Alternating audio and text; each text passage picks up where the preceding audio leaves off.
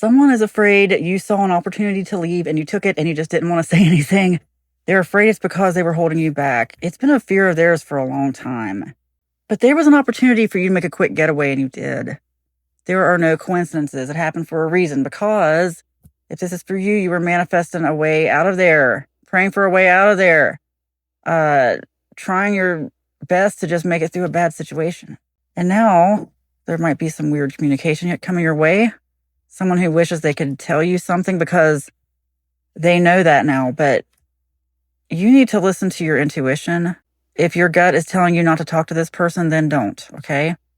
You know who this is about, if it's for you. And there could be some reason why they're trying to manipulate you.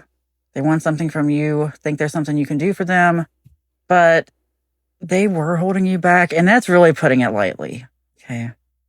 Very lightly.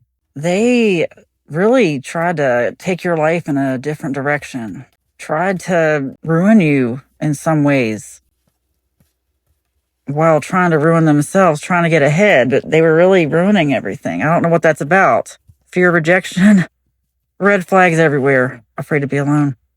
My goodness. They don't realize how truly bad it was, do they? I'm so sorry. This is a very painful situation. I don't really like talking about it. And I don't feel like I'm supposed to. I feel like I'm supposed to give you a word of encouragement that you deserve better than this, because this was very painful. I'm really getting this. It was a low self-esteem decision because you saw the red flags from the beginning and you still did it. And I'm not judging because we've all been there. I shouldn't say we all been there, but a lot of us have.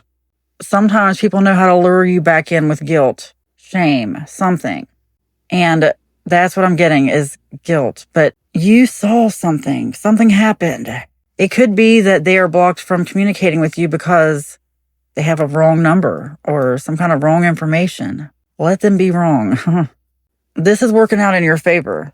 They want you to be afraid to be alone. They want you to be afraid so that you'll make some kind of decision they want you to make. And that's no kind of way to live, okay? As soon as that enters in the picture, as soon as that guilt, shame, any kind of manipulation, anything that makes you feel bad, even sympathy, I hate that. Any of that. Because guilt leads to sympathy, you know? There's something where they might come in and say they need you for something. They're going to just make it seem like things are so bad, but they're not. And that's what you finally saw. Could be what you finally left for. And they should be afraid to be rejected. I'm just confirming.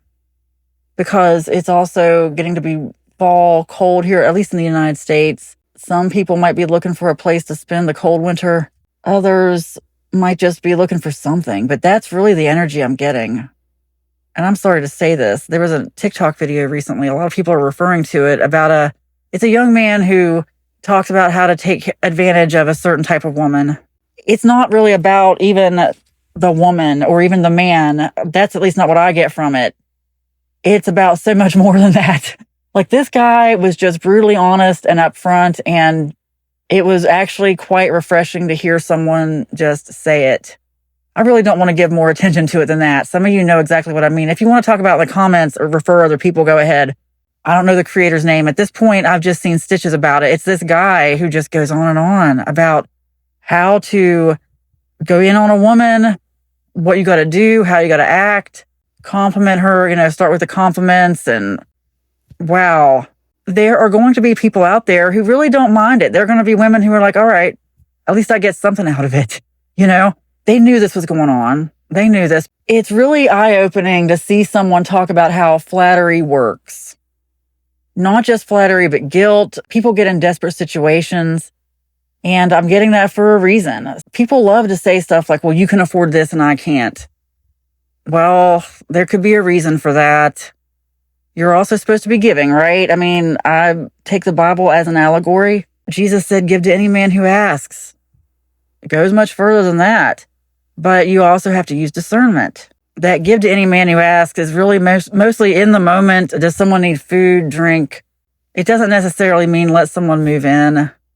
Doesn't necessarily mean that. Doesn't mean let them drive your car. Anything like that. And I'm so sorry. That's a depressing conversation to have. Depressing. Because the love bombing, just so someone can get what they want, basically. But You are grateful. What that means is just think of what you have, not what you don't have, because I'm so sorry. This feels like a really depressing reading.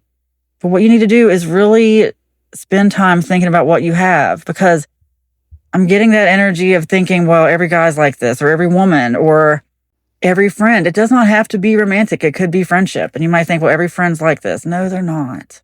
As a man thinketh, so is he. Quit thinking that stuff, okay? I know. As soon as somebody tells you not to think something, a psychological thing is you want to think it. Well, at a certain point that stops happening, at least for me. When I really learned how it works, like stop being afraid of everything and you'll stop bringing all that fear in.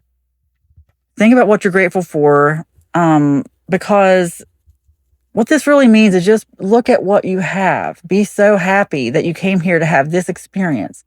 What makes you happy? Think about that and focus on that and work with that.